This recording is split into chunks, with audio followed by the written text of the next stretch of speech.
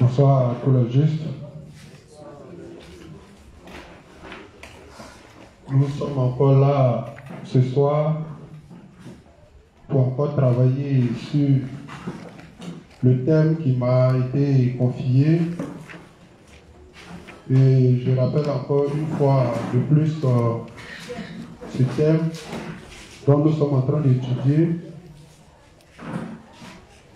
C'est la tribulation ou la souffrance du juste. Je répète encore, la tribulation ou la souffrance du juste. Pour ceux qui nous prennent en marche, la semaine passée, nous avons travaillé sur ce thème et aujourd'hui encore, nous sommes au lundi 25 janvier 2021. Et donc, nous allons encore poursuivre ce thème et si possible, l'achever le vendredi et laisser certainement la place à un autre inspecteur qui a été programmé encore pour travailler sur un autre thème. Donc, pour ceux qui nous prennent en marche, nous sommes là, ça fait un bon moment et plein de choses ont été dites. Et donc, aujourd'hui encore, nous allons poursuivre et il y a encore certainement beaucoup de choses qui seront encore dites. Et les chantes, normalement après chaque passage des inspecteurs pour travailler sur un thème, voilà, les chantes, après ça, les chantes passent. Voilà, pour nous entretenir aussi sur ce thème, mais par des chansons qu'ils auraient écrites. Donc, je souhaite que tous les chants soient encore là, voilà, pour encore apprendre, pour pouvoir encore composer de belles mélodies, voilà, pour l'avancement de nos différentes églises des saints ici en Côte d'Ivoire. Avant toute chose, nous allons confier ce moment au Seigneur. Voilà, comme c'est Dieu lui-même qui nous a donné le thème par l'intermédiaire du pasteur leader Tagro, afin que nous puissions préparer notre foi, pour ce qui arrive dans l'avenir. Voilà, il faudrait que nous soyons au courant pour ne pas que notre parcours au sein de l'Église des justes se termine par la corruption de notre foi et que nous finissons par abandonner cette foi à cause des problèmes qui pourraient survenir dans l'avenir.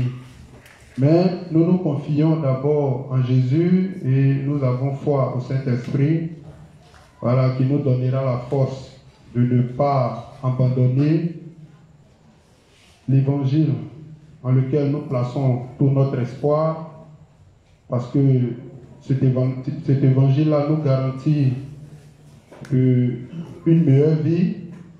En dehors de cette vie que nous vivons, l'évangile nous garantit que la mort ne pourra pas nous retenir, parce que Jésus, qui était le premier-né de toute la création, a été ressuscité. Et donc, le Dieu que nous suivons a le pouvoir de la résurrection. Donc, ce qui équivaut à dire que comme nous marchons dans ce pas, et que lui aussi nous a appelés des frères, et il a fait de nous des justes et des petits dieux. Donc, nous croyons que la mort et le séjour des morts ne pourront pas nous retenir, et qu'au son de la trompette, à cette date-là même fixée par notre Seigneur Jésus-Christ, alors nous allons resplendir, nous allons ressusciter et un nouveau corps glorieux nous sera attribué et nous allons rencontrer le Seigneur dans les airs. Et après ça, la Bible dit qu'il y aura le renouvellement de la terre pour les justes. Dans l'Apocalypse 20, qu'on appelle le royaume millénium. D'abord la destruction de ce monde et le renouvellement de cette terre. Et Dieu nous confiera ce monde-là pendant 1000 ans. Donc nous allons régner dans ce monde-là pendant 1000 ans. Et donc nous les justes, tout notre espoir est placé dans le royaume millénium et dans le paradis que Dieu nous a promis. Et donc c'est pour cela que nous ne devons pas trahir notre foi, nous ne devons pas faillir face à toutes les épreuves qui viendront, même au prix de notre vie. Nous ne devons pas abandonner l'amour que Dieu a eu pour nous en donnant sa vie, d'abord, premièrement, au Jourdain, en portant les péchés de tout le monde entier et en nous lavant dans cette eau pure du Jourdain. Et par la suite, comme le salaire du péché étant la mort, Dieu va subir toutes les souffrances jusqu'à la croix, afin de recevoir le jugement et la punition du péché à notre place. Et il va mourir, il va ressusciter et il va monter. Et donc notre assurance se trouve dans l'œuvre que Jésus-Christ a faite. Et c'est une connaissance parfaite de cette œuvre qui commence et qui s'ouvre par son baptême jusqu'à son ascension.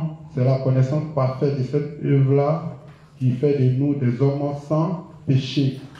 Et donc à la suite, le travail qui nous a été confié pour nous qui croyons en l'œuvre rédemptrice de Jésus-Christ, le travail qui nous a été confié, c'est que nous soyons des prédicateurs de cette bonne nouvelle qu'on appelle l'évangile, qui est composé de l'eau, le sang et l'esprit, comme le texte de 1 Jean 5 à partir du verset 6 l'indique clairement. Car il y a 3 choses qui rendent témoignage: l'eau, le sang et l'esprit. Et les 3 sont d'accord pour un même but, le salut de l'homme. Et donc, celui qui dit qu'il est fils de Dieu, ça veut dire qu'il a le témoignage, il a la connaissance parfaite. Et ce pourquoi Jésus-Christ s'est fait baptiser au Jourdain, et ce pourquoi il est allé mourir à la croix de Golgotha, comme indiqué dans les prophéties, conformément au texte de Ésaïe 53. Voilà, donc c'est de cette façon-là que le Christ a accompli tout ce qui était écrit de lui dans la loi et les prophètes. Et c'est comme ça que nous aussi, en nous appuyant sur l'œuvre de Jésus-Christ, non pas sur nos œuvres, parce qu'aucune bonne œuvre ne peut sortir de nous, parce que nous avons une nature corrompue et une chair qui est corrompue depuis le départ. Donc aucune bonne œuvre ne peut sortir de nous. Et donc l'œuvre sur laquelle nous nous appuyons, c'est l'œuvre de Jésus-Christ. C'est l'œuvre de Jésus-Christ, je répète encore, qui commence par son baptême et qui finit par son ascension. Tout ce parcours-là était pour un but: nous donner la rémission totale et définitive de nos péchés. Et donc, c'est ce qui fait le fondement de la foi de toute personne ici présente. Donc, c'est au nom de ça que dans un avenir proche, parce qu'on ne voudra pas se mélanger au monde, parce qu'on ne voudra pas laisser notre foi être corrompue, parce qu'on ne voudra pas suivre la nouvelle religion qui nous sera imposée, parce qu'on ne voudra pas accepter la marque du diable qui est la puce RFID 666 qui sera implantée dans le corps de tout le monde en utilisant comme moyen de pression. Tu ne peux ni acheter, ni vendre, ni manger si tu n'as pas cette marque. Et déjà, il y a le président de la France qui a dit que tous ceux qui refuseront, tous les gouvernements en Afrique qui refuseront de faire vacciner les citoyens, alors ils ne permettront plus que ces gens-là puissent voyager pour arriver sur les territoires. Voilà, donc il a déclaré ça officiellement. Et donc, il y a plein de choses qui arrivent à l'avenir. Donc l'avenir n'est pas prometteur. Et donc, à cet effet, Ce thème-là n'est pas donné au hasard, ce n'est pas donné sans but. Voilà, c'est donné dans l'objectif de pouvoir préparer notre foi, de ne pas se laisser corrompre par ce monde, par ces choses qui sont dans ce monde. Comme la Bible dit, que sert-il à un homme de gagner le monde entier s'il perdait son âme? Et donc pour Dieu, la priorité, c'est le salut de l'âme. Et donc, tout ce qui pouvait faire du bien, ou tout ce qui peut faire du bien à notre chair, aussi bon que ça soit, si cela n'est pas profitable pour notre âme, alors c'est peine perdue. Parce que c'est un bonheur qui sera éphémère. Et c'est une souffrance éternelle qui va attendre chacun de nous. Donc, nous devons connaître les temps dans lesquels nous sommes et qu'est-ce qu'il convient de faire. C'est pourquoi je dis, ce thème-là, je vais d'abord rentrer dans l'histoire pour montrer comment nos prédécesseurs ont pu triompher de tous les obstacles, de toutes les épreuves qui leur étaient imposées à cause de leur foi. Et aussi, je serai obligé de toucher Apocalypse pour vous amener à identifier les temps et vous donner les raisons pour lesquelles chacun de nous ici, s'il arrivait que cette période-là nous trouve, pourquoi nous serions martyrisés, afin que la foi de chacun soit préparée et que nous ne soyons pas ignorants comme les hommes qui sont dans les églises actuelles dont ils ne connaissent pas les origines et les fondements de ces différentes églises, ne sachant pas que depuis 313, Satan a corrompu totalement la foi orthodoxe, a corrompu l'église catholique des apôtres et l'a transformée dans le catholicisme romain. Et la plupart de toutes les religions actuelles découlent de cette doctrine-là, qui est le catholicisme romain. Toutes les réformes ont été ajoutées pour donner, toutes les réformes ont été faites pour modifier le credo des apôtres, modifier la doctrine des apôtres et l'évangile qui était au départ catholique parce que c'était une vérité absolue et universelle a fini par être corrompu et ça a donné ce qu'on appelle le catholicisme romain précisément en l'an 313. Donc, ce n'est pas maintenant que le faux est là. Comme certains pourraient le dire, à la fin des temps, il y aura les faux hommes de Dieu, il y aura les faux, et nous identifions comme les faux prophètes ou les faux hommes de Dieu de la fin des temps.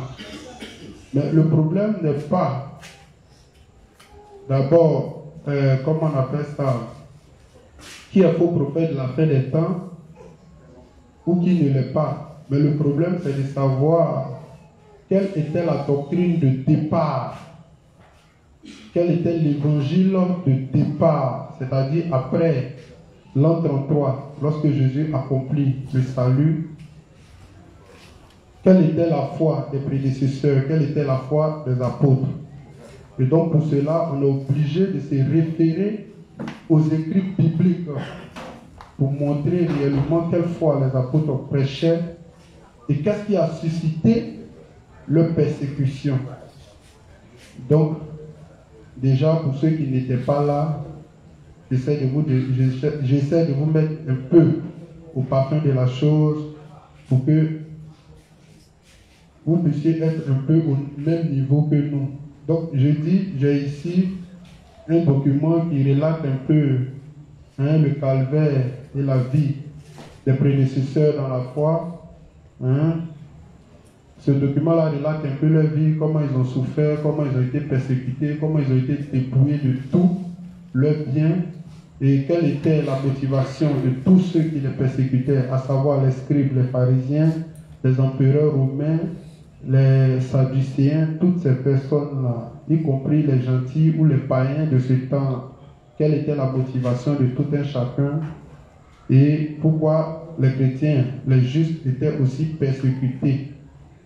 Mais je dis une chose, en prenant l'histoire d'Étienne dans, comment on appelle ça, l'histoire d'Étienne dans Acte 6, à partir du verset 7, j'ai essayé de montrer plus ou moins que la plupart de tous ceux qui se faisaient persécuter n'étaient rien d'autre que pour leur foi. Et c'est ce que la Bible témoigne. Et donc, si un juste ici doit être persécuté, que ce soit pour sa foi.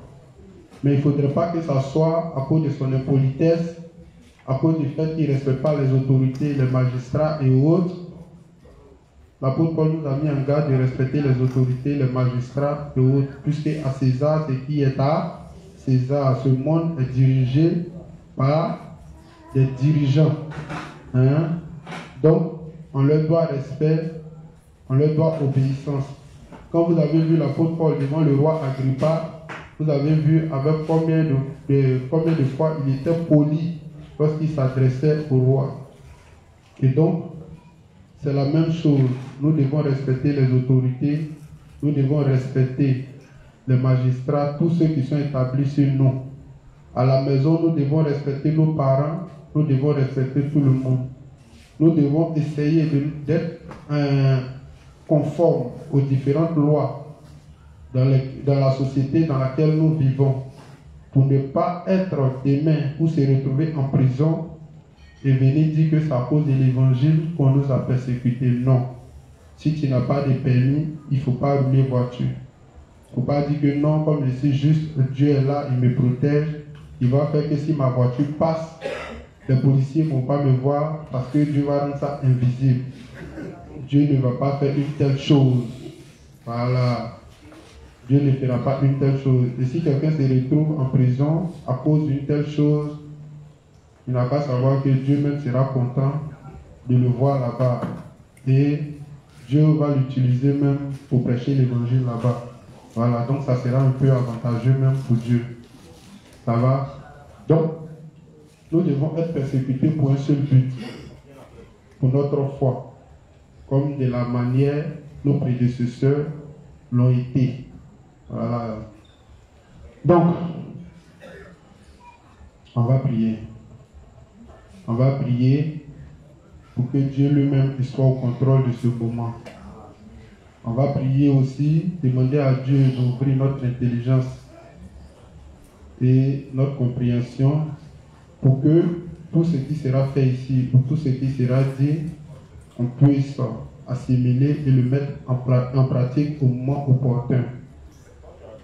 On va prier Dieu pour ne pas que vous vous attardez sur les détails, c'est-à-dire les verbes qui sont utilisés, les erreurs de grammaire et autres, tout et tout.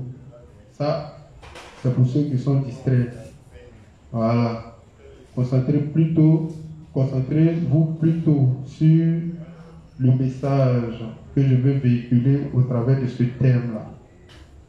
Donc, on va prier aussi en demandant à Dieu pour tous ceux qui ont le temps, mais qui ne viennent pas, que Dieu leur donne la force de venir s'associer à nous afin d'apprendre. Et moi qui suis chargé aussi de vous édifier ce soir, que tout ce que j'ai appris ne se mélange pas dans ma tête.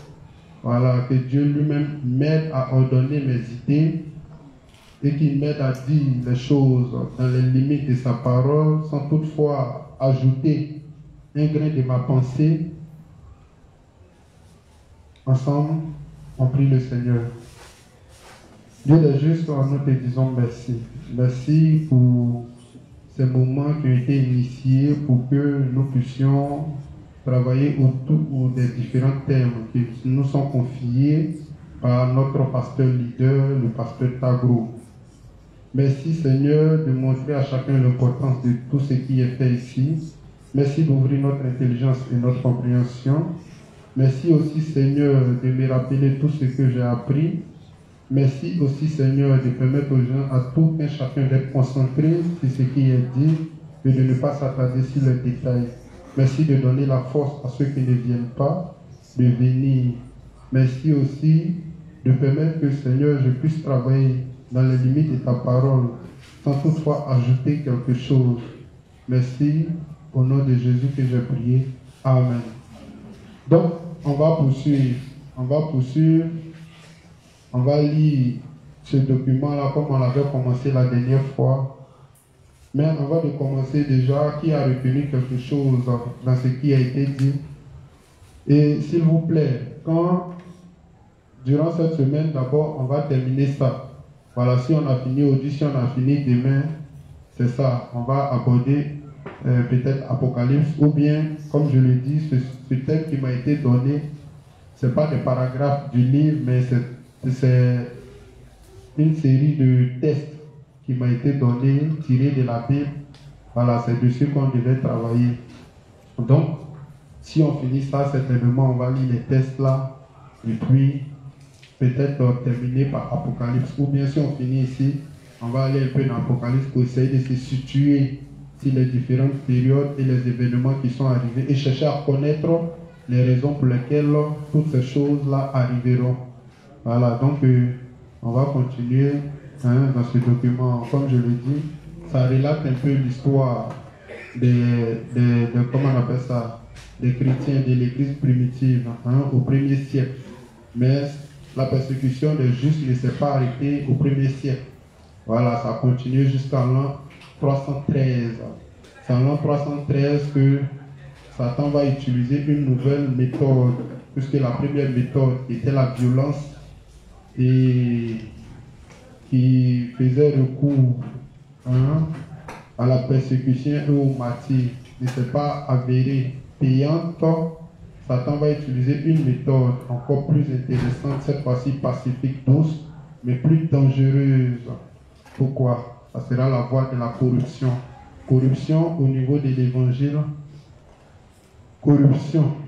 C'est-à-dire, Satan va créer, comment on appelle ça, des différentes doctrines, des différentes églises, des écoles de théologie qui n'ont rien à voir avec la pensée de Dieu, qui n'ont rien à voir avec l'évangile de Dieu. Et il va créer plusieurs et différentes religions. De telle sorte que quand l'esprit des gens voudront se tourner vers Dieu, alors Satan les attend encore dans la fausse religion. Donc il va corrompre le véritable évangile, il va corrompre l'église à partir des doctrines que Satan va soigneusement créer. Mais nous les justes, notre rôle, c'est de montrer à toutes ces personnes-là qu'est-ce qui faisait la force même de l'évangile des apôtres. Qu'est-ce qui faisait la force de leur évangile? Pourquoi, à leur période, lorsqu'ils prêchaient cet évangile-là, pourquoi Satan les tuait? Pourquoi Satan les tuait?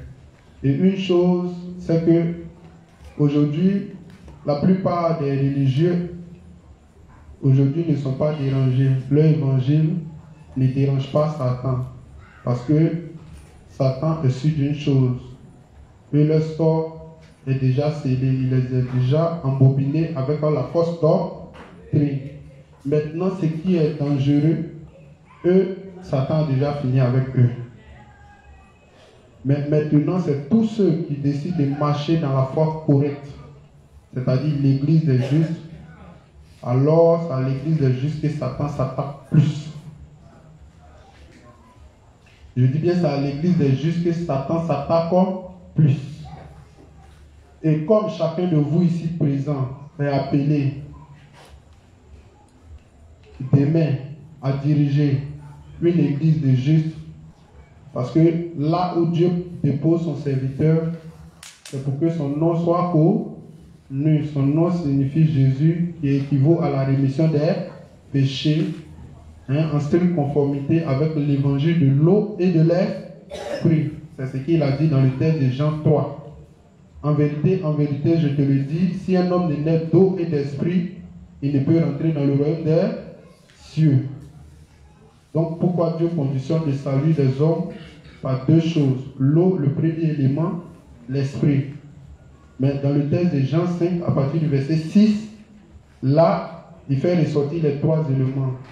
C'est lui, Jésus, qui est venu avec l'eau et le sang.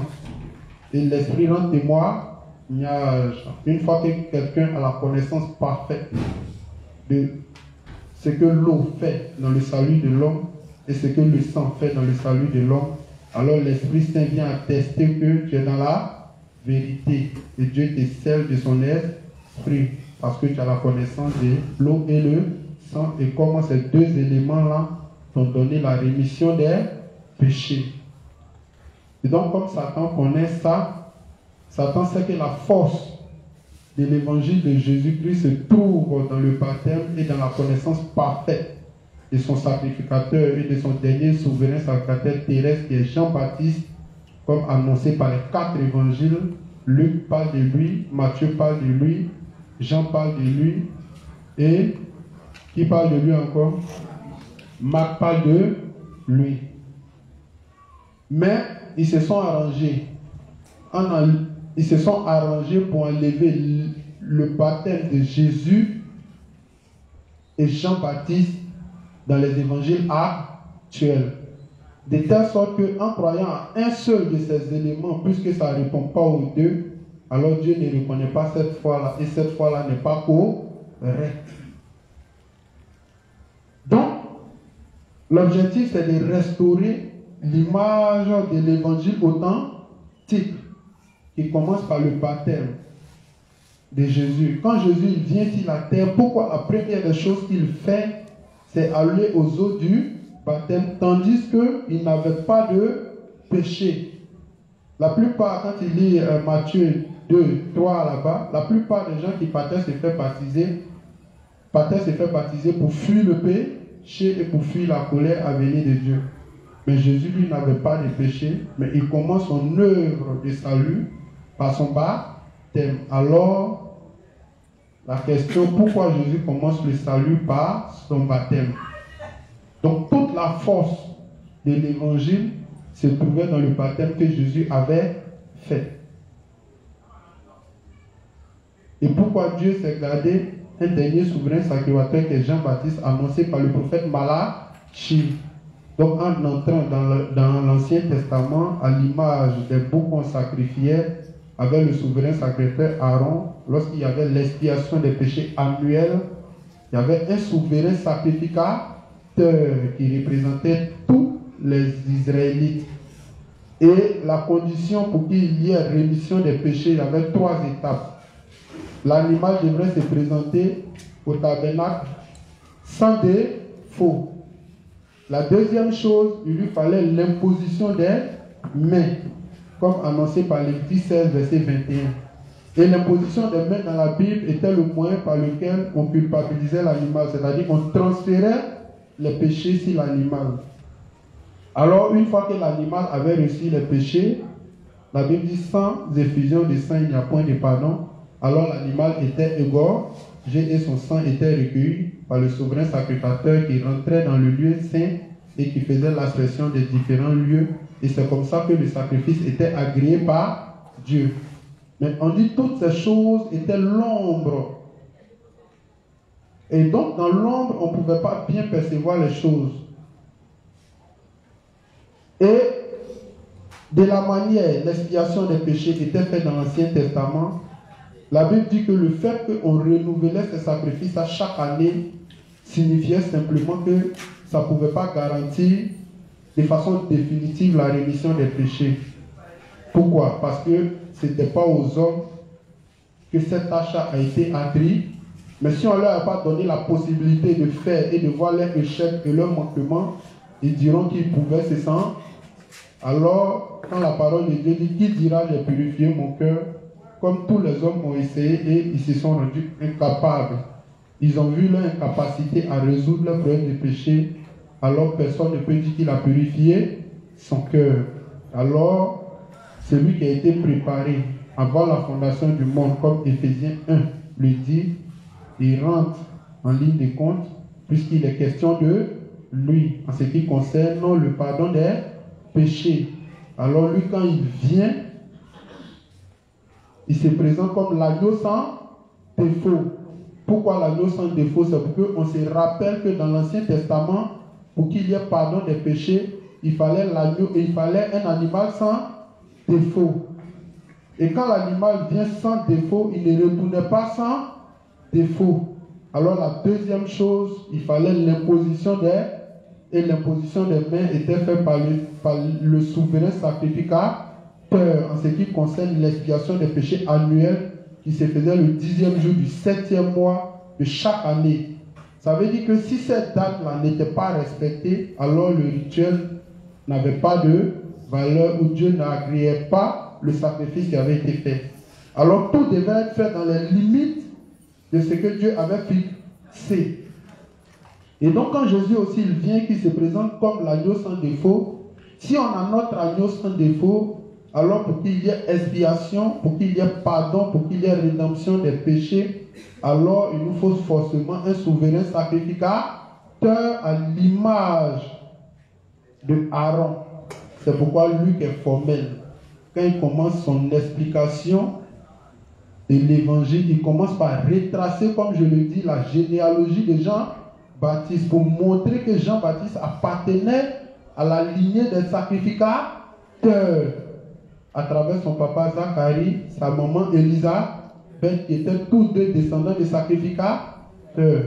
Et donc, une fois qu'on a la lignée de Jean-Baptiste en tant que descendant des sacrificateurs, alors la Bible dit, si le monde devrait continuer, ceux qui ont été choisis pour faire ce travail-là, c'était les Lévites. Donc d'abord, Luc commence à présenter Jean comme un descendant des Lévites. Donc si on a qui est Jean-Baptiste en tant que descendant des Lévites, alors le sacrifice peut maintenant être fait dans les limites des prophéties. Donc quand Jésus vient comme l'agneau sans défaut au Jourdain vers Jean-Baptiste, Jean-Baptiste lui dit, mais dans le texte de Matthieu 3, verset 17, normalement, Jean-Baptiste, reconnaissant la grandeur de Jésus, dit, mais c'est toi qui as besoin de me baptiser et non moi.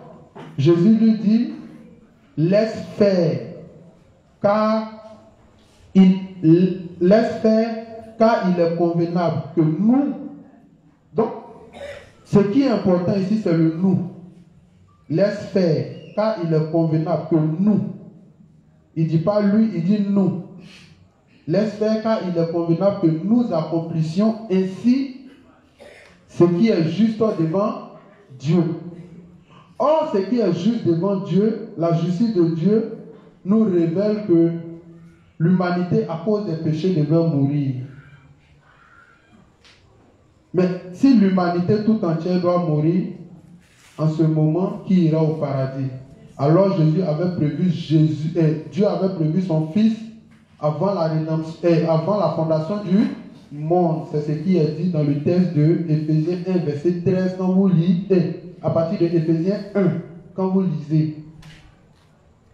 Et donc il dit laisse faire. Donc dans le laisse faire, car il est convenable que nous accomplissions ainsi ce qui est juste devant Dieu, alors la question qui revient, qu'est-ce que Jésus doit faire là présentement pour que ce qui est juste devant Dieu puisse s'accomplir?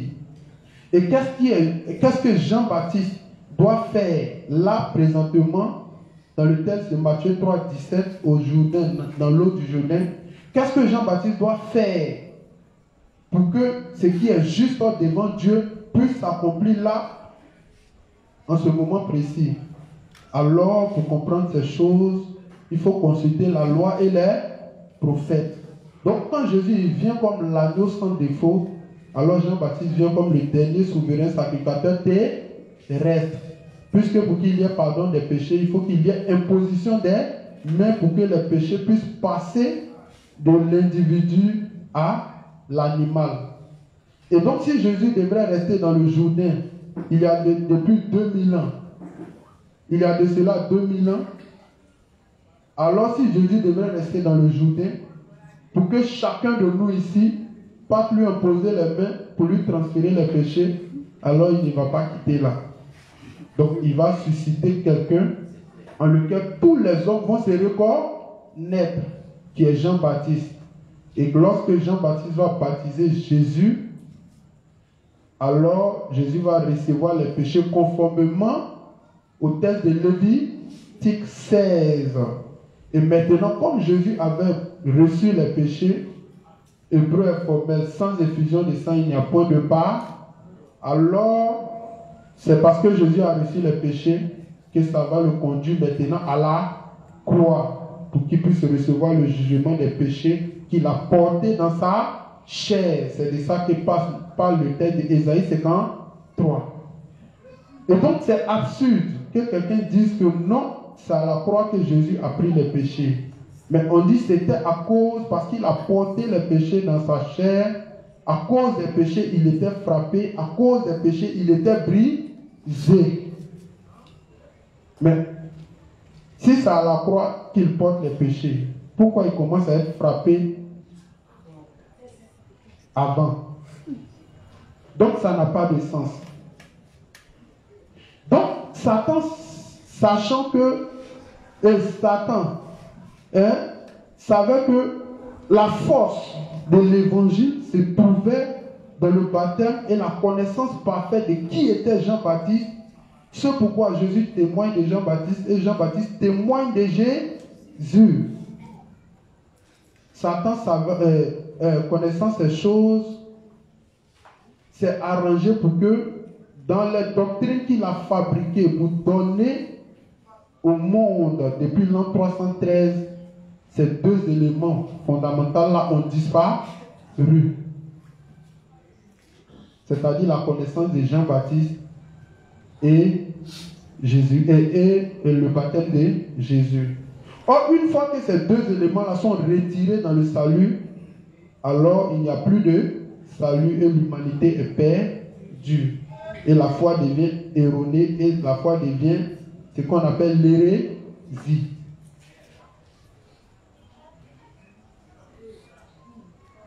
Donc, le juge, son rôle, c'est de restaurer l'image de l'évangile authentique qui a disparu. C'est parce que les gens ne connaissent pas l'histoire de la religion qu'ils pensent que c'est quelque chose de nouveau. Ce n'est pas quelque chose de nouveau, c'est quelque chose qui existe depuis la création du monde. Mais seulement Satan a brouillé les pistes. Et comme il sait que l'humanité ne réfléchit pas trop, en brouillant les pistes, il s'est arrangé pour créer l'argent, pour créer le plaisir, pour créer toutes ces choses-là, pour ne même pas que les gens puissent chercher Dieu en profondeur. Et donc la plupart cherchent Dieu de façon superficielle. Il se retrouve un matin dans une église, il dit non, j'ai rencontré le Seigneur. Or, 1 Jean 3 dit, si tu as rencontré le Seigneur, c'est que tes péchés sont finis. Jean 3 dit, si quelqu'un a rencontré le Seigneur, alors ses péchés ont disparu. Parce que l'œuvre de Jésus-Christ était de détruire les péchés. Donc quelqu'un ne peut pas encore rencontrer Jésus et être dans le péché. Et c'est de ça c'est ce qu'on appelle l'hérésie. C'est pourquoi en définissant l'hérésie au premier niveau, on dit que c'est quelqu'un qui croit en Jésus mais qui se condamne lui-même. Il croit en Jésus mais il dit qu'il est pécheur. Alors Dieu serait-il le père des pécheurs, sachant que la Bible dit que le salaire du péché c'est la mort. Et Isaïe 59 nous dit que s'il y a une chose pour laquelle Dieu ne peut pas nous tendre la main, s'il y a une chose pour laquelle Dieu nous bouche ses oreilles, c'est à cause de nos péchés. Donc pour que Dieu puisse nous tendre sa main, pour que Dieu puisse nous écouter, il faut qu'il brise le mur de péché. Alors les gens disent avoir rencontré Jésus, mais le mur du péché est encore là. Donc c'est un travail que Satan a soigneusement. C'est un travail que Satan a pris la peine à travailler de façon minutieuse et à plonger l'humanité carrément dans le chaos.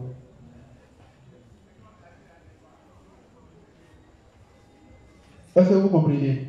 Donc l'une des raisons pour lesquelles vous serez persécutés, c'est parce que vous allez restaurer l'image de cet évangile-là.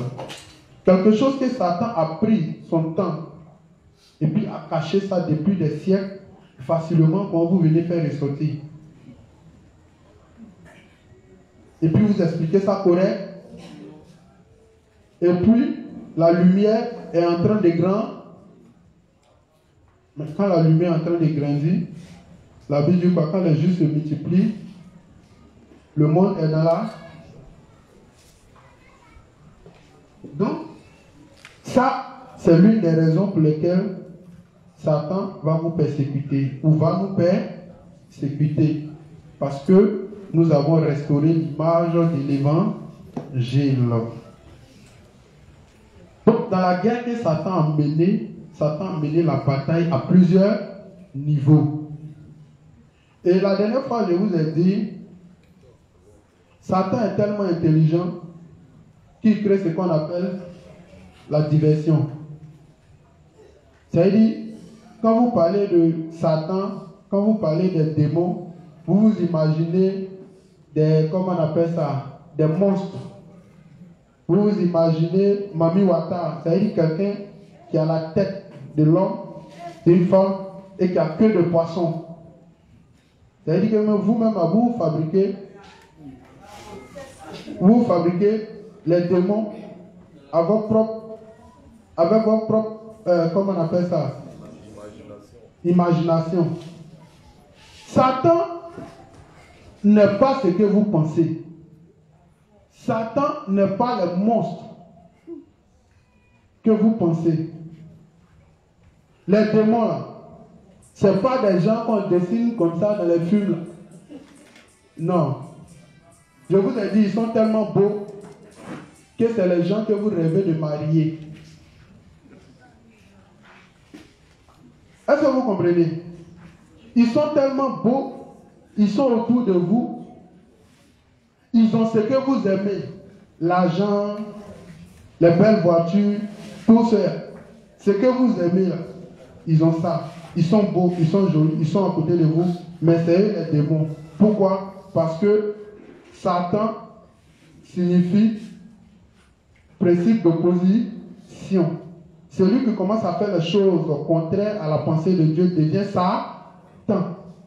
Sinon, Satan lui-même au départ, il était comment? La Bible dit qu'il était beau.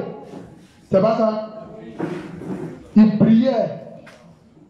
On l'appelait quoi? Astre brille. Chérubin. Mais pourquoi vous pensez que Satan c'est quelqu'un qui est... C'est le gagamou que vous voyez dans les films d'horreur. C'est pas ça. Satan est devenu laid lorsque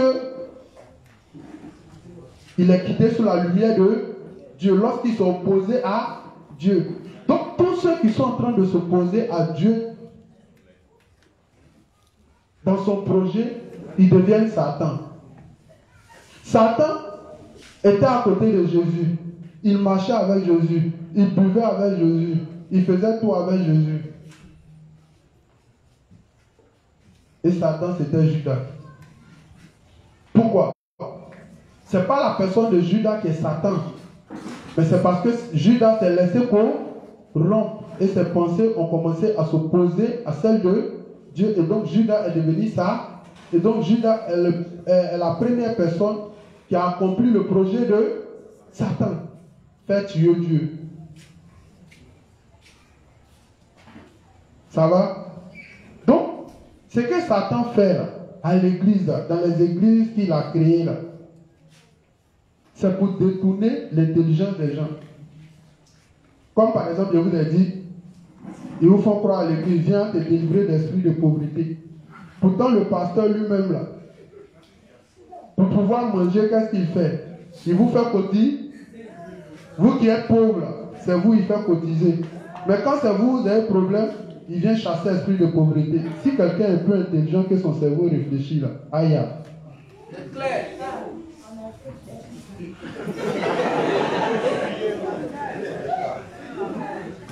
Donc, ne cherchez pas Satan loin. Je vous ai dit que le monde des esprits est séparé du monde des vivants. Le monde des esprits est séparé du monde des vivants. Et chacun accomplit son projet à partir des hommes. Donc c'est les hommes qui vont travailler aux côtés de Satan, qui vont devenir ses collaborateurs pour asseoir son projet. C'est aussi des hommes qui vont travailler aux côtés de Dieu pour asseoir son projet. Donc c'est une bataille entre les hommes. Satan ne peut pas quitter là-bas pour tuer un homme, il ne peut pas. Il peut passer par un homme pour exterminer un homme. Et c'est ce qu'il fait. En amenant les gens dans son camp, en leur donnant une intelligence pour détruire son prochain. En leur donnant une intelligence pour créer des bombes nucléaires. En leur donnant une intelligence pour créer des maladies au laboratoire. En leur donnant une intelligence pour créer tout ce qui va détruire l'homme. Voici Satan. Mais vous êtes dans l'église, je te chasse, esprit de maladie. Le gars il est assis au laboratoire en train de réfléchir comment combiner les virus pour donner une maladie très très puissante. Toi tu es là, esprit de maladie sort. Bon, quand toi tu chasses l'esprit de maladie, et puis lui il crée maladie, il répond sur le marché. En vous deux là, qui est, comment on appelle ça, qui est intelligent? Donc il a dit, ce que Satan a fait, on appelle ça mots divers. Pendant que vous êtes en train de chasser, pendant que vous êtes en train de, comment on appelle ça, de faire délivrance, et puis les gens ils me rentrent en scène, j'ai peur, et puis ils font des scénarios. Or tout ça c'est Satan, parce que c'est ce que vous croyez, parce que quand il y a de telles choses, vous pensez que effectivement le diable est en train de partir. Le diable a peur d'une seule chose, que l'évangile. C'est parce qu'il a peur de ça qu'il s'est arrangé pour que l'évangile puisse disparaître sur la face de la terre. Bon, je vais vous montrer Satan encore. Prenez Matthieu 28.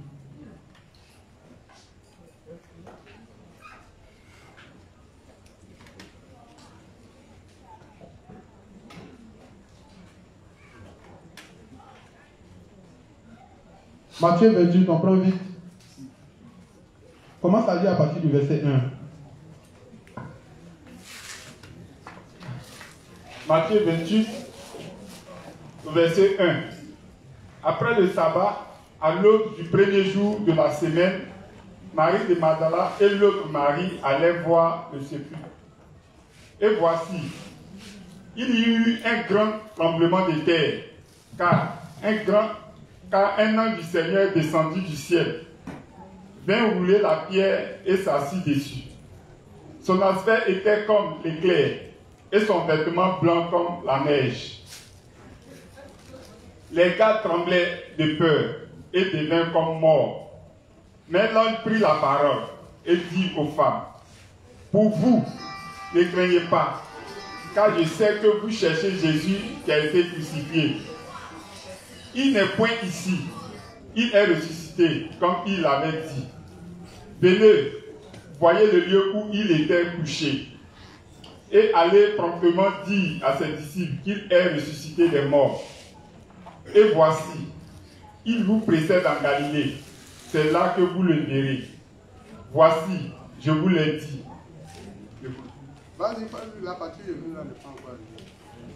Elle s'éloignait promptement du sépulcre avec crainte et avec une grande joie. Et elle courut porter la nouvelle aux disciples. Et voici, Jésus vint à leur raconte et dit, je vous salue. Elle s'approchait pour saisir ses pieds et elle se prosternait devant lui. Alors Jésus leur dit, ne craignez pas. Allez dire à mes frères de se rendre en Galilée. C'est là qu'ils me verront. Au 11. Pendant qu'elles étaient enchaînées, quelques hommes de la garde entraient dans la ville et annonçaient aux principaux sacrificateurs de ce qui était arrivé. Ceux-ci, après s'être assemblés avec les anciens et avoir tenu conseil, donnèrent aux soldats une forte somme d'argent, en disant, dites, ces disciples sont venus de nuit le dérober pendant que nous dormions. Les gens n'ont pas cru en Jésus. Ils l'ont fait tuer. Ils se sont moqués de lui. Et les soldats qui gardaient comment on appelle ça, le sépulcre, ont vu ce qui s'est passé. Ils ont été témoins de ça. Et ils courent pour aller dire aux sacrificateurs, qu'est-ce qu'ils font?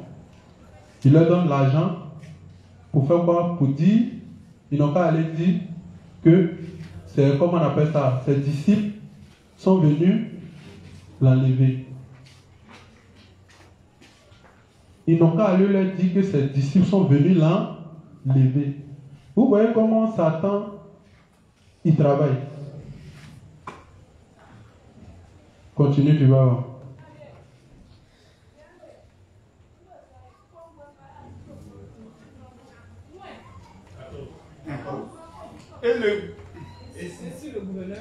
Et si le gouverneur la prend, nous la pèserons et nous vous tirerons la peine, de peine.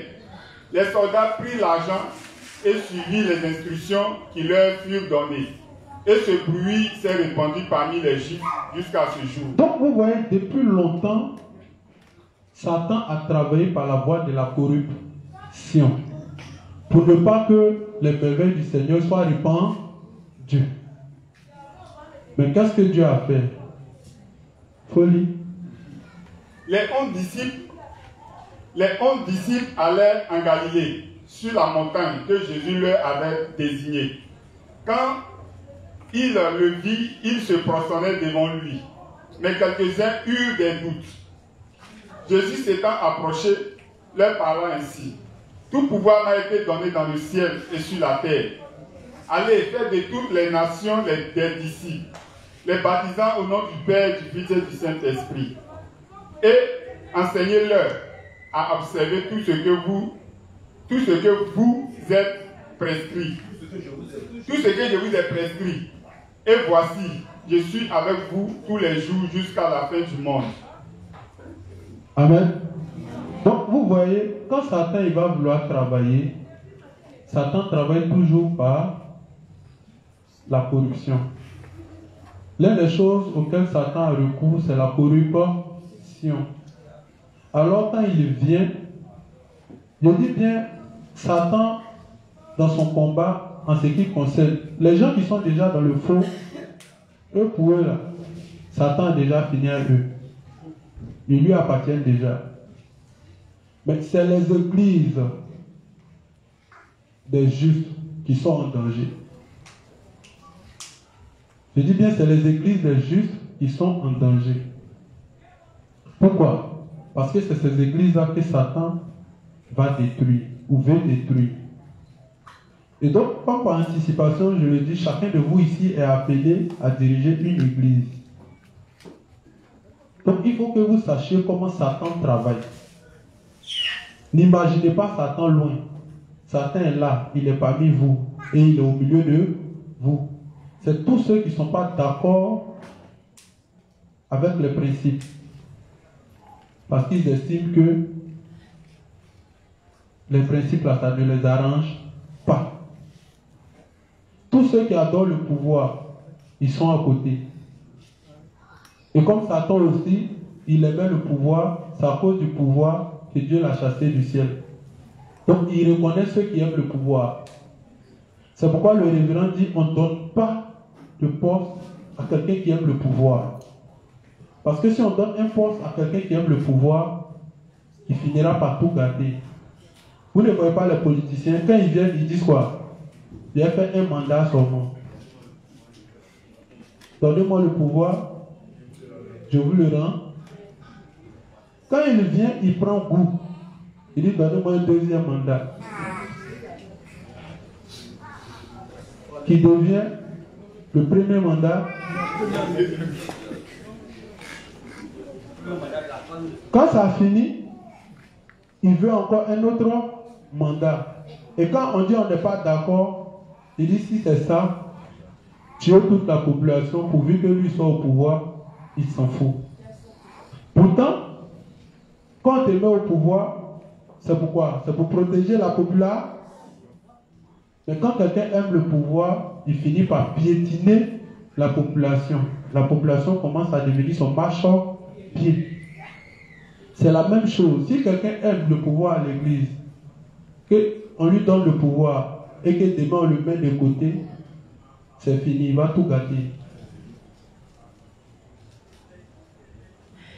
Donc, voici les choses que Satan utilise pour détruire l'église. l'argent. Il y a des justes, ils commencent nouvellement une œuvre, ils commencent nouvellement à établir l'église. Et comme il n'a pas de moyens, il s'en va s'associer avec quelqu'un qui n'est pas juste. Mais parce qu'il a les moyens. C'est toutes ces petites choses-là qui finissent par détruire l'église. Donc si c'est moi qui finance ton église, je suis qui pour toi? Je suis ton Dieu. Ce qui équivaut à dire que ton Dieu est limité à réaliser ses projets. Alors c'est moi qui réalise tes projets. Et si c'est moi qui réalise tes projets, je suis qui? Je suis ton Dieu. Donc c'est des choses auxquelles il faut faire très attention. C'est dans ces choses-là, c'est dans ces petites choses-là que Satan a fini par détruire et corrompre les églises. C'est pourquoi quand on voit ces choses par anticipation, on commence à parler. Celui qui aime le pouvoir finira par détruire l'œuvre de Dieu comme Judas. Sinon, Satan il n'est pas loin. Satan ne va jamais descendre devant toi. Me voici. Tu n'as pas dit que tu me cherchais. Il ne va jamais faire comme ça. Puisque le monde des vivants est séparé du monde des esprits. Seulement, ce que vous oubliez, c'est que Satan est doté de plein de pouvoirs. Il peut faire beaucoup de choses en fonction de ce que tu crois. Pour rendre tout ce qui est faux en toi, il va t'amener à réaliser que tout ce en quoi tu crois est une réalité. Donc, comme il sait que les justes, eux, à ce niveau-là, ils ne croient pas à ce genre de choses. Donc, voici des petites choses qu'il va prendre pour les avoir. Celui qui est attaché à l'argent, celui qui est attaché au pouvoir, celui qui est attaché à ces choses. Malgré qu'ils ont vu Jésus être ressuscité, c'est de ça qu'il leur parlait. Ils ont trouvé que c'était un blasphémateur. Ils ont trouvé qu'il blasphémait. Malgré qu'il a dit, il va ressusciter, ils n'ont pas cru. Mais quand tu finis par voir la chose, qu'est-ce que tu fais? Tu te rallies. Mais au contraire, qu'est-ce que les sacrificateurs font? Ils ont corrompu les soldats, premièrement pour ne pas que cette nouvelle-là soit répandue. Ils n'ont pas voulu que cette nouvelle-là soit répandue. Mais qu'est-ce que Dieu a fait? Dieu s'est arrangé pour que cette nouvelle-là se répande dans toute la ville. Donc c'est comme ça que Satan il travaille. Ça va? N'imaginez pas Satan loin. Satan va forcément s'attaquer aux églises des justes. Parce que, aussi petit que vous êtes, aussi insignifiant que vos églises sont, c'est vous qui faites peur à Satan. Sinon, pour le reste, il les a déjà corrompus. Il a déjà corrompu la doctrine. Donc, ils sont déjà perdus comme ça. Donc, c'est pourquoi je dis la première méthode que Satan a utilisée. Vous allez voir, quand vous allez lire plus tard dans Actes et autres, ceux qui ont beaucoup persécuté les justes et autres, c'était qui? C'était les sacrificateurs. C'était les sacrificateurs. C'est eux qui ont beaucoup persécuté les justes. En complicité avec les Romains, avec les Sadducéens, les scribes et autres. C'est eux qui persécutaient. Malgré qu'ils ont vu de leurs propres yeux. Ça va? Donc, je disais toutes ces choses pour vous dire que l'image que vous avez de Satan, changez. Changez l'image que vous avez de Satan. Ne faites pas comme dans le légalisme.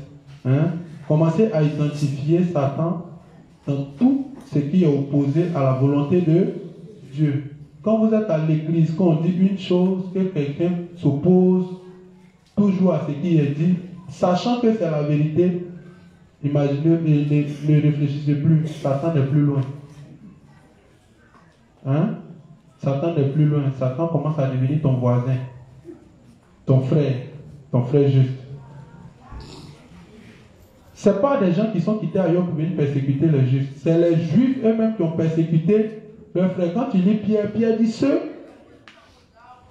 qui sont en train de nous persécuter, ils sont sortis de nous et ils se sont mis ensemble, ils ont formé une secte, ils ont formé des sectes pernicieuses et ils se sont retournés contre nous.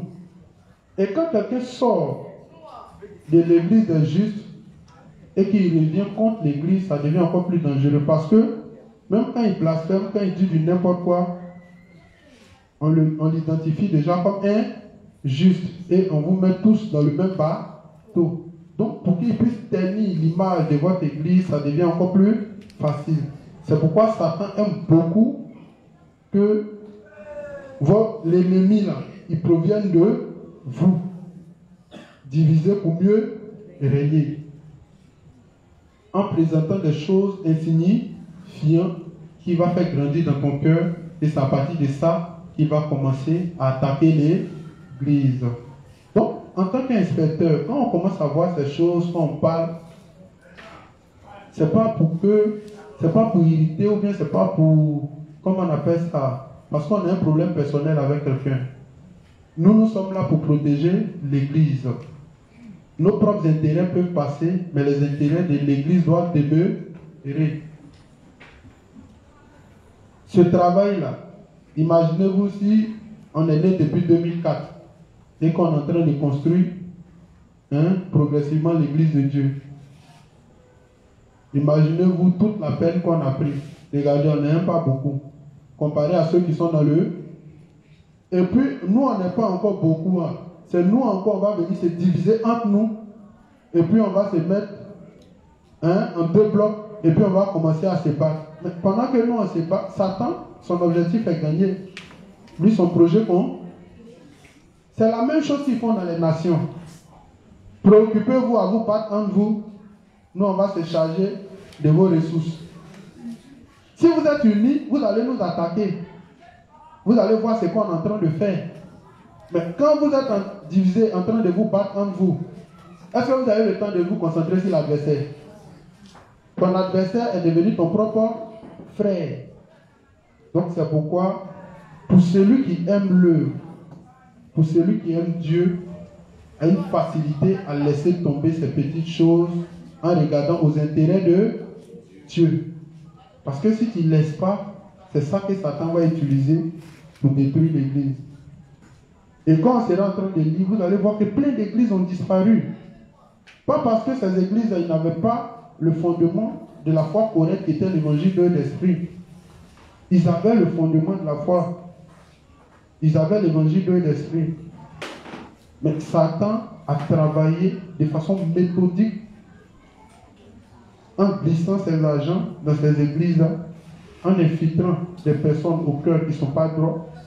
Et puis Satan a fini par corrompre l'église et l'église a fini par disparaître. Ça va? Donc, nous sommes là pour protéger notre église. Et nous savons identifier Satan. Satan, c'est celui qui s'oppose aux choses de Dieu. Satan signifie principe d'opposition. Sinon, Satan, ce n'est pas un être en tant que tel. Est-ce que vous comprenez? Satan, ce n'est pas un être en tant que tel. Si un ange se rebelle contre Dieu, il va devenir ça. Mais au départ, il était qui? Il était un ange. Si un juge se rebelle contre Dieu, il va devenir ça. C'est pourquoi Dieu, voyant les pensées de Pierre qui n'étaient pas correctes, il dit arrière de moi ça.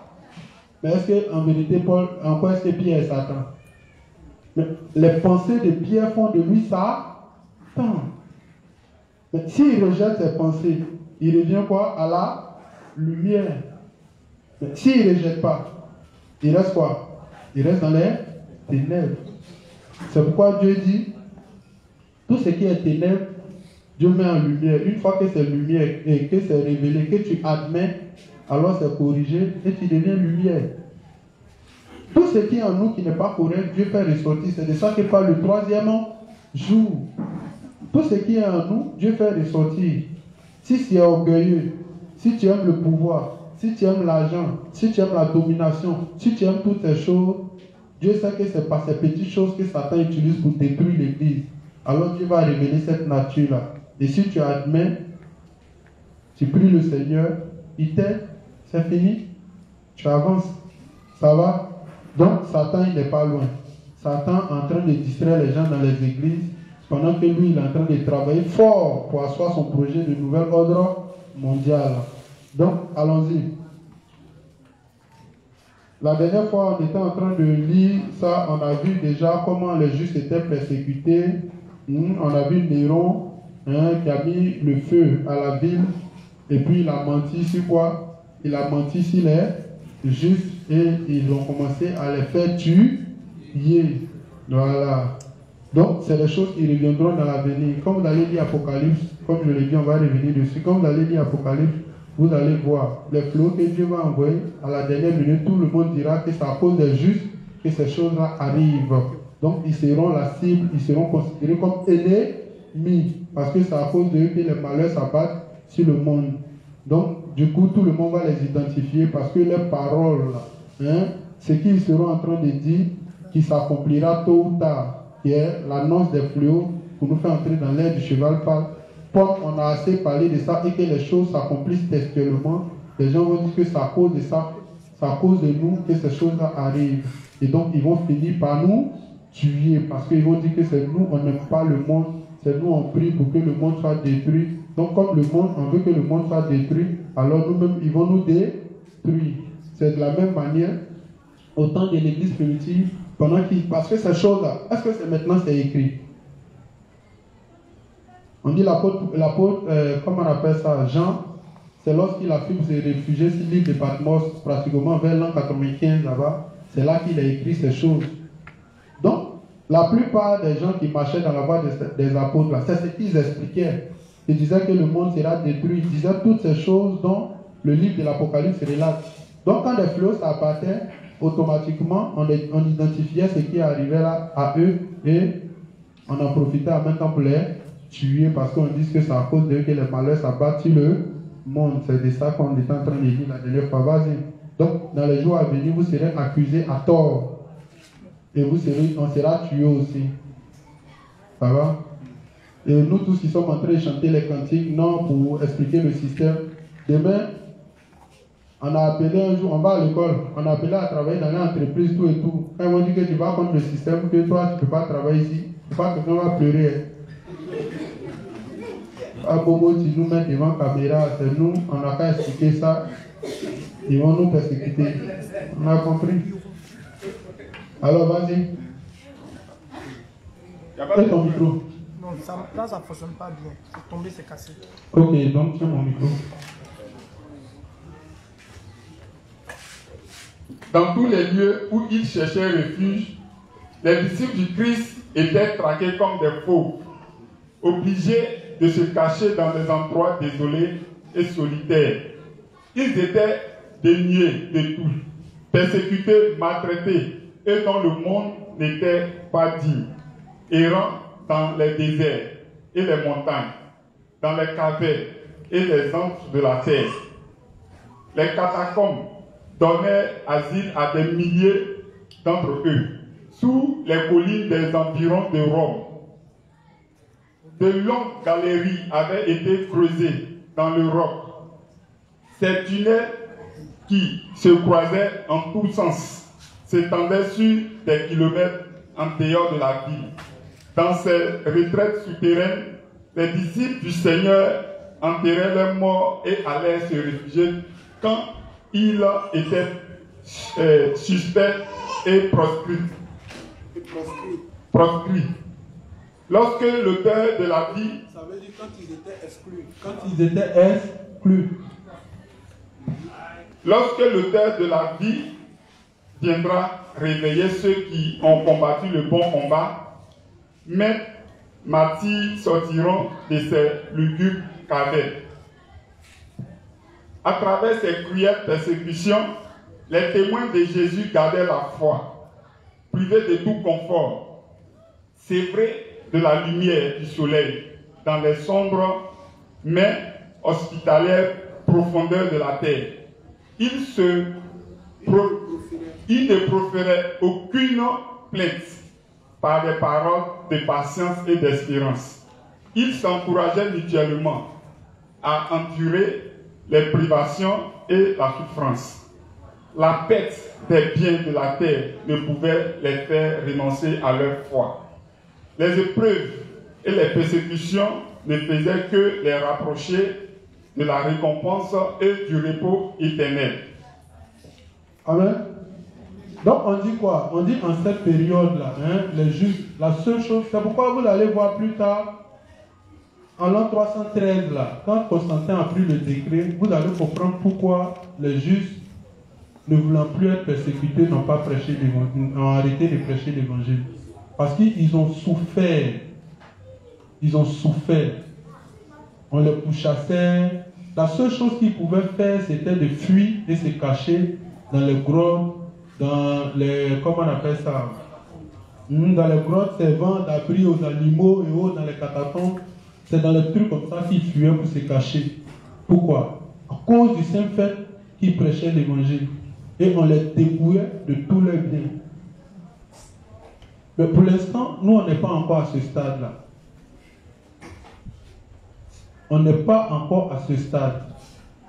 Donc, quand du coup, la plupart des Juifs, pour des petites épreuves qu'ils traversent, au lieu de faire intervenir leur foi et prier pour que Dieu puisse résoudre les problèmes, on est en train de se plaindre.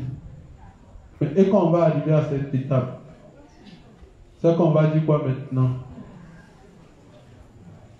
Mais vous voyez, ce qui leur donnait la force de résister, c'était les promesses que Dieu leur avait faites. Et c'est la croyance qu'ils avaient que Dieu n'était pas un homme pour leur mentir. Et que certainement, ce que Dieu a dit, il allait réaliser. Et c'est en ça qu'ils plaçaient leur foi pour pouvoir résister même à toute la persécution. Et donc, si eux, au départ, ils sont arrivés à cette étape, imaginez-nous à la fin des temps, où Satan est devenu encore plus ingénieux dans le mal. Imaginez. Donc, quand ces choses-là vont arriver, vous voyez que quand c'est arrivé, est-ce que vous avez vu les justes de ce temps-là proférer des paroles méchantes à l'égard de Dieu? Non. Au contraire, qu'est-ce qu'ils faisaient? Ils s'encourageaient. Ils s'encourageaient. Donc c'est la même chose. C'est les paroles qu'ils ont reçues avant que le Christ ne parte. Dans les sermons des béatitudes là. C'est ce qui leur a donné la force de surmonter ces choses. Donc c'est avec les mêmes paroles aussi qu'on va fortifier notre foi. Mais je vais vous expliquer quand on va rentrer dans l'Apocalypse. Pourquoi vous allez résister? Pourquoi vous allez tenir? Je vais vous expliquer. On va tenir parce que de la manière le monde va se présenter dans cette période-là. Vous-même là, vous allez vouloir mourir.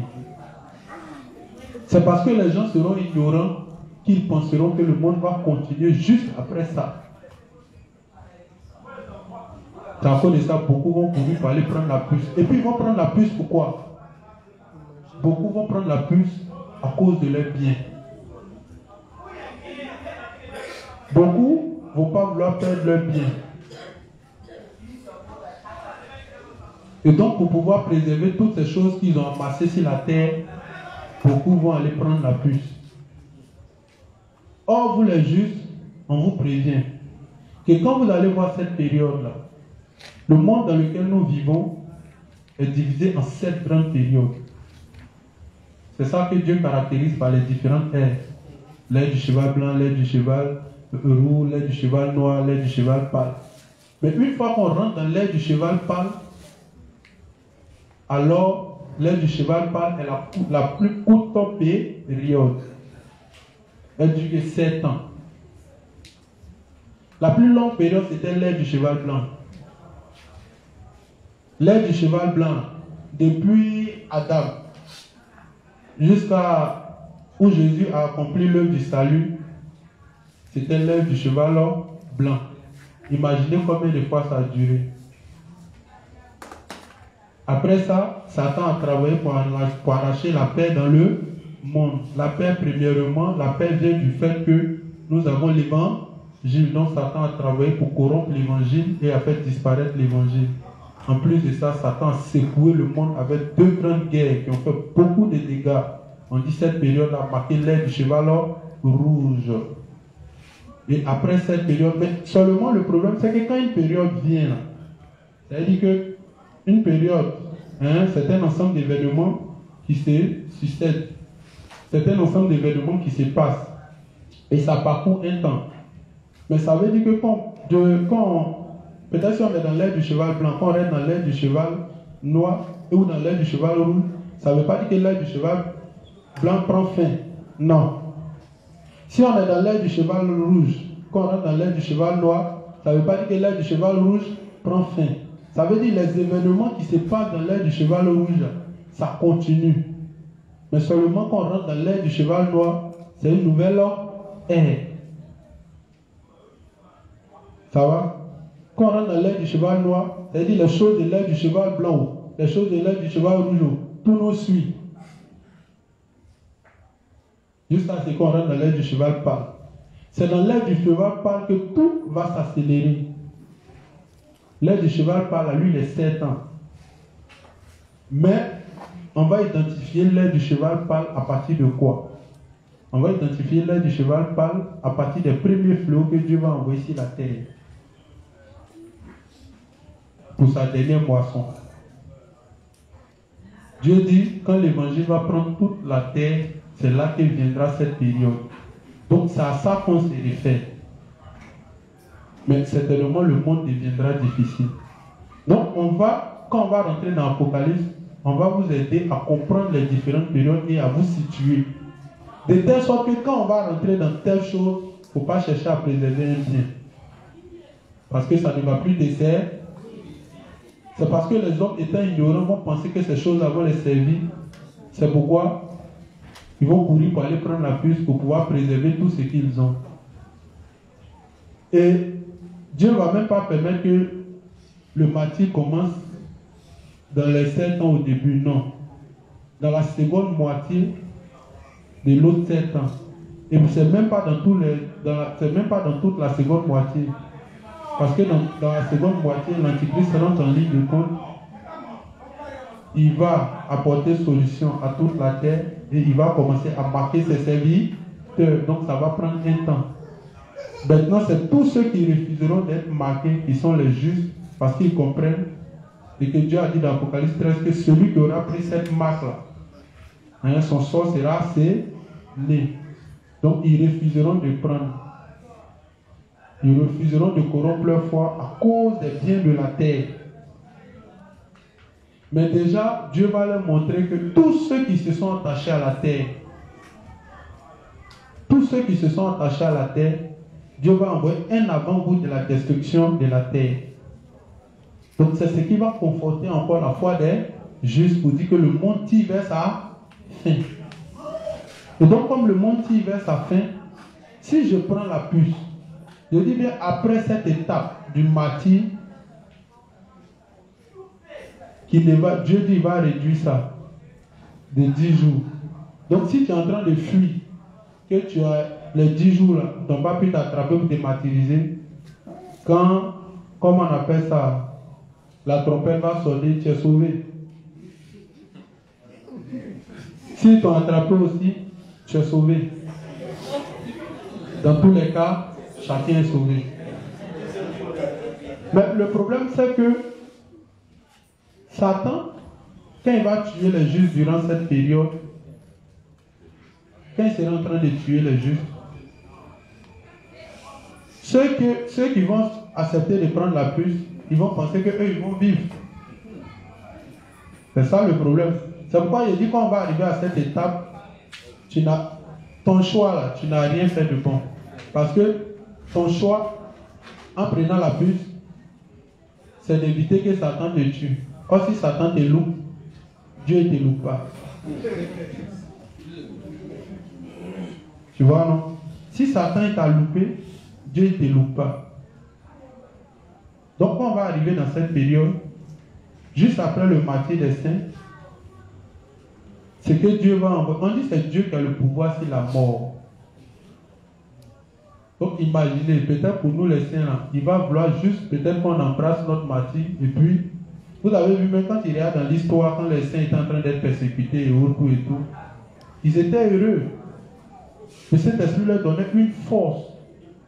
Et au milieu des flammes, on dit leur visage était resplendissant. Ils voyaient les anges ils étaient heureux parce qu'ils savaient que l'accomplissement de toutes choses était arrivé. Mais on dit c'est Dieu qui te tue. Imagine là, le pouvoir c'est la mort. Elle dit qu'au moment où tu veux la mort, ça ne vient pas. Or, le juste, au moment où tu veux la mort, ça peut venir. Mais toi, au moment où tu veux la mort, ça ne vient pas. Et tellement ça sera cruel qu'ils vont dire, ils préfèrent que les montagnes tombent sur eux, que ce qui arrive là tombe sur eux. Mais quand on sera en train de lire, vous allez voir. Donc, n'ayons pas peur. Hein? Si Dieu a voulu que les choses soient ainsi, il sait pourquoi. Il nous donnera la force. Voilà, il nous donnera la force. Voici des gens, ils sont là, ils se lèvent. On dit celui qui est en train de manger, arrête de manger. Celui qui est en train de dormir, arrête de dormir. Notre pays est en train d'être attaqué. Et puis ils vont mourir pour ça et puis ils sont heureux. Or, on dit toi tu meurs pour Dieu, tu meurs pour la cause la plus noble. Mourir en martyr, c'est mourir pour la cause la plus noble. Ça va? Tu meurs pour Dieu. Donc, si les gens peuvent mourir pour des politiciens aussi en masse, mais pourquoi nous on ne peut pas mourir pour Dieu? Hein? Et puis d'ailleurs, ce n'est même pas une mort. Puisque passer cette étape, on va ressusciter. Et puis on va revivre. Ça va? Donc, quand on va expliquer l'Apocalypse, on va vous expliquer les différentes périodes pour que chacun puisse identifier la période à laquelle chaque chose va arriver. Mais soyez sûrs, quand vous lisez Luc 25, Matthieu 24 et autres, il y a tout un ensemble d'événements comparé à Genèse 6, au temps de Noé. Il y a tout un ensemble d'événements dont Dieu a décrit dans la Bible.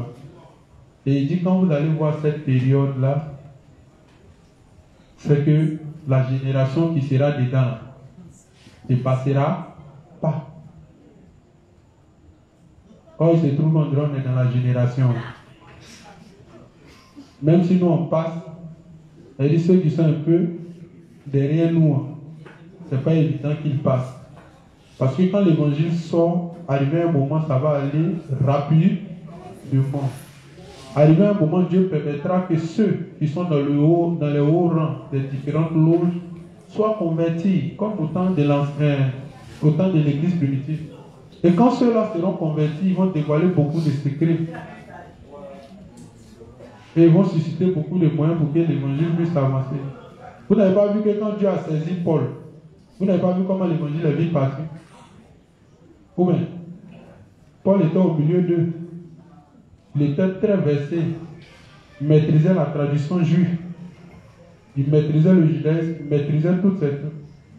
Il connaissait. C'est pourquoi, quand Paul a pris l'évangile, les choses sont allées rapidement. Il connaissait la pensée de ceux qui torturaient les justes. Il savait là où les toucher et puis ça allait leur faire mal.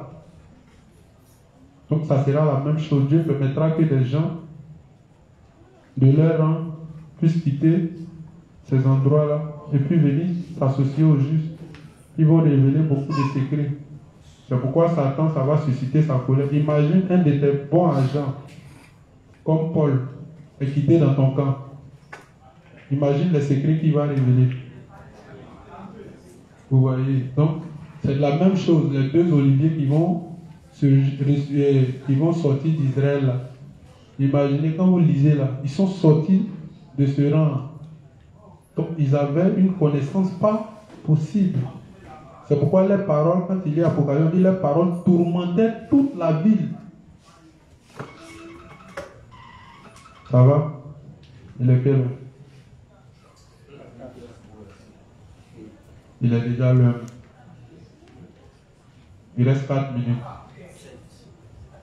7. Chez moi ici, il reste 5 minutes. C'est arrivé où?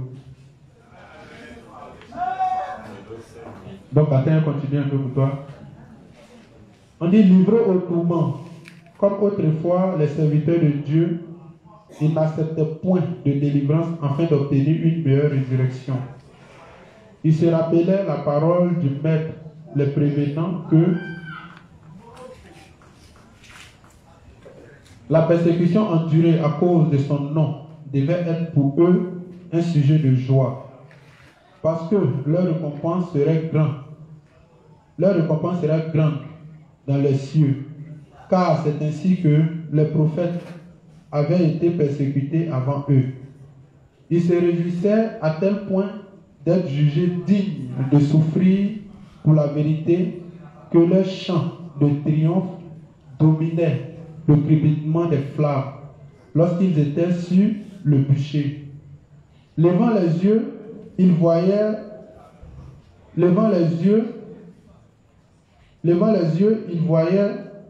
par la foi Jésus et les saints anges qui les contemplaient avec amour et se réjouissaient de leur fermeté. Du ciel leur parvenaient ces paroles: soyez fidèles jusqu'à la mort et je te donnerai la couronne de vie. Les efforts de Satan pour détruire l'Église, voici la partie qui va m'intéresser même plus dans ça. Mais ça sera pour demain. On dit les efforts de Satan pour détruire l'Église par la violence étaient inutiles. Le grand conflit dans lequel périssaient les disciples du Christ ne s'arrêtait pas avec la vie de ces fidèles témoins tombés à leur poste. Apparemment vaincus, ils étaient vainqueurs. Les serviteurs de Dieu pouvaient mourir. L'évangile continuait à se répandre et le nombre de ses adhérents allait augmenter, allait en augmentant.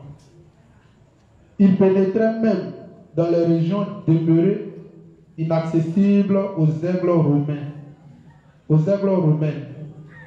Un chrétien disait à un empereur païen: condamnez-nous, crucifiez-nous, torturez-nous, broyez-nous. Votre injustice est la preuve de notre innocence. Mais vos cruautés les plus raffinées ne servent de rien. C'est un attrait de plus que vous ajoutez à notre religion. Nous croissons en nombre à mesure que vous nous moissonnez. Le sang des chrétiens est une sémence.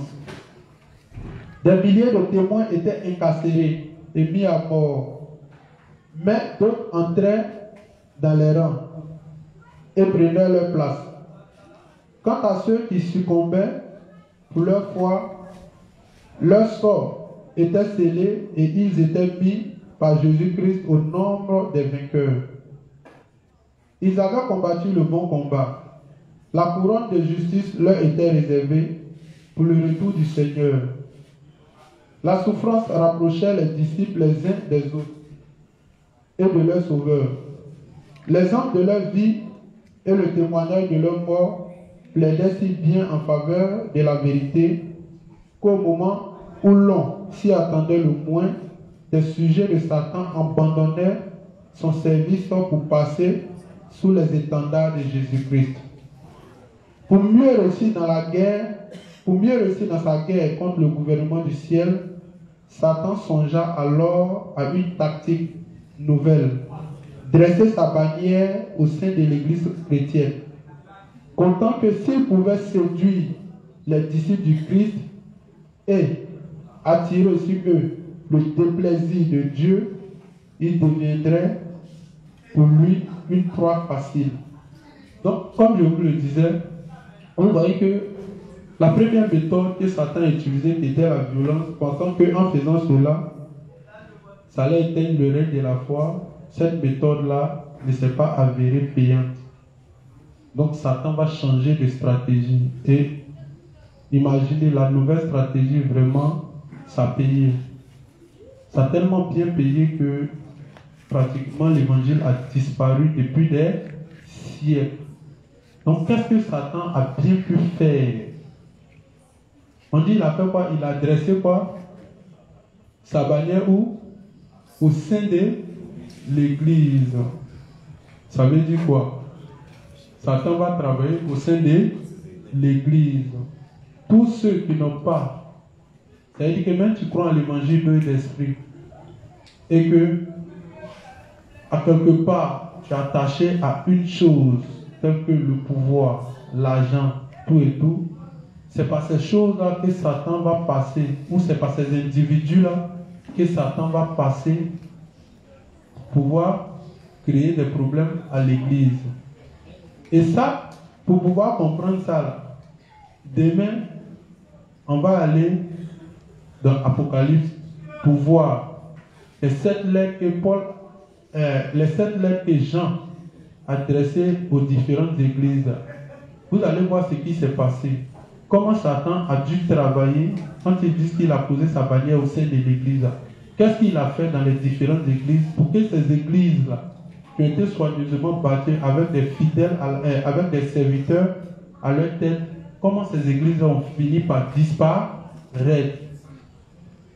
Aujourd'hui, quand vous voyez l'Asie mineure, ça veut dire Iran, Irak et autres, qui sont devenus des zones où c'est pratiquement l'islam qui domine là. Vous avez comme l'impression que l'évangile n'est pas passé dans ces endroits, n'est-ce pas?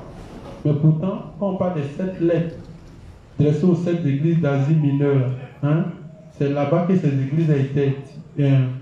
Quand on parle de l'église de Laodicée, Pergame, Thyatire, Philadelphie et autres, et tout, c'est là-bas que ces églises ont été. Mais comment Satan a travaillé pour que ces églises-là ne puissent plus exister? Donc c'est de ça que l'apôtre Jean parlait lorsqu'il dressait les lettres à l'église. Vous allez voir que, qu'est-ce que Dieu y fait? Au départ, quand il prend chaque église, il les félicite. Pour leur foi, certains pour leur foi, pour ce qu'ils ont fait, pour le combat qu'ils ont dû mener et autres. Et puis, il y avait des reproches qu'il faisait aux différentes églises. Donc, les reproches qu'il faisait là, c'était ce que ces églises-là devraient prendre en considération s'ils voulaient que leur église demeure toujours. Mais malheureusement, ces églises-là n'ont pas écouté la voix de Dieu et ces églises-là ont fini par se laisser corrompre et ces églises-là ont disparu. Dieu n'a plus travaillé dans ces différentes églises. Et donc, c'est comme ça que Satan a posé, comment on appelle ça, son siège dans ces différents endroits-là. Et aujourd'hui, l'islam qui est né en l'an 622 pratiquement, si je ne me trompe pas, c'est comme ça que l'islam a gagné le monde arabe. Sinon, au départ, il y avait des églises qui étaient implantées. C'est l'islam là qui est venu en l'an 622. C'est là, ils ont fabriqué ça directement pour donner à ces différents peuples-là. Et puis, ça s'est implanté dans ces coins après que l'église ait disparu. Donc, demain, on va essayer de voir. Puisque, souvent, il y a des choses qu'on dit ici. Les justes pensent que on est en train de s'amuser ou bien quand on dit ces choses, ils ne prennent pas ça en considération. Pourtant, une église peut être remplie comme ça et demain, ça peut disparaître. Il y a des choses si on ne fait pas. Satan ne va jamais laisser les églises de justes respirer. Jamais. Au grand complet, jamais. Et il va attaquer toujours ces églises à partir des personnes qui n'ont pas un cœur droit. Un cœur droit, ce n'est pas quelqu'un qui ne prêche pas l'évangile. Un cœur droit, ce n'est pas quelqu'un qui n'a pas l'évangile de l'esprit. C'est faux. C'est pourquoi la plupart des justes qui sortent des églises, ils disent que non, moi aussi j'ai l'évangile. Donc si je m'en vais, je vais bâtir aussi mon église, je vais aussi faire mon trou. Dieu ne va jamais travailler comme ça. Quelle est la raison qui t'a amené à quitter l'église? Quel est le problème que tu n'as pas pu régler? Raison pour laquelle tu ne fais pas. Pourtant, Dieu nous demande de travailler en union. Et même quand on veut quitter l'église, le révérend nous enseigne comment on quitte l'église sans détruire déjà ce qui est déjà fait au préalable. Mais toi, avant que tu ne partes, tu veux déjà détruire tout ce qui est d'abord établi là pour aller faire pour toi. Mais quand tu vas partir, ces gens-là, qu'est-ce que tu vas leur inculquer? Pour faire une église, ce n'est pas l'évangile de l'esprit seulement. Non. L'évangile de l'esprit, c'est la base. C'est la base.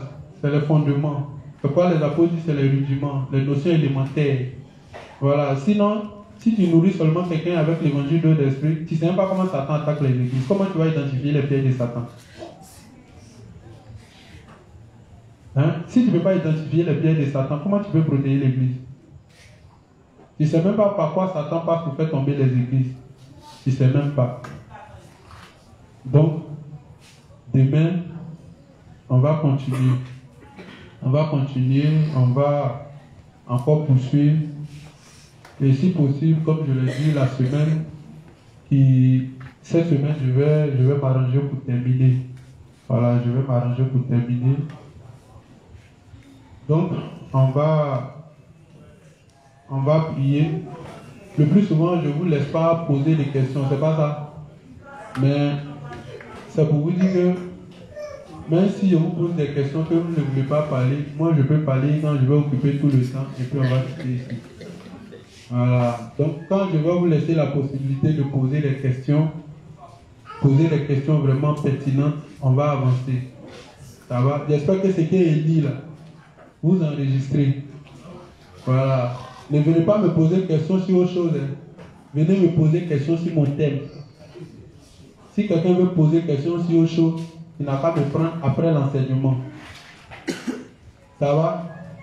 Si quelqu'un veut me poser des questions, quand je vais donner la possibilité de poser des questions, il faudrait que ce soit des questions liées à ce que je suis en train de faire. Voilà. Mais si ça ne veut pas dire que je ne suis pas ouvert aux autres questions.